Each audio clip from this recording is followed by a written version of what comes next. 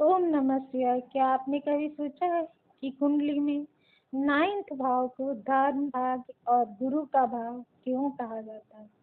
वैदिक ज्योतिष में 9वें भाव को धर्म भाव भी कहा जाता है।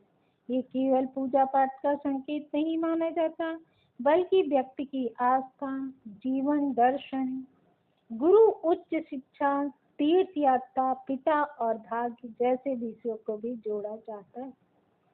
नवा भाव मजबूत होने का अर्थ ये नहीं है कि व्यक्ति बहुत धार्मिक होगा।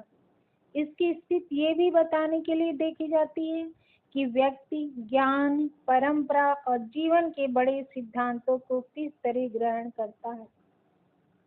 इसी भाव से गुरु और मार्गदर्शन का संबंध भी देखा जाता है। इसलिए किसी व्यक्ति की आध्यात्मिक रुचि या गुरु से मिलने वाले मार्गदर्शन को समझते समय ज्योतिषी 9वें भाव, उसके स्वामी और उससे जुड़े ग्रहों का अध्ययन करते हैं।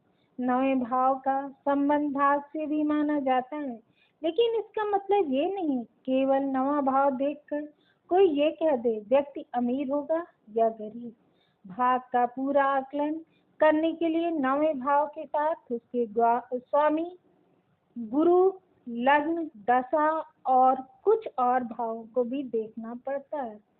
यही बात है कि इस भाव को इतना रोचक बनाती है। 9वां भाव हमें केवल ये नहीं बताता कि भाग्य कैसा, बल्कि ये भी समझने में मदद करता है व्यक्ति ज्ञान, धर्म और जीवन के उद्देश्य से किस नजर से देखता है।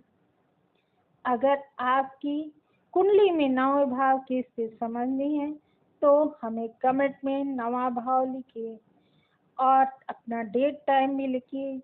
ओम नमः शिवाय। मेरे चैनल को लाइक, सब्सक्राइब और शेयर करिए।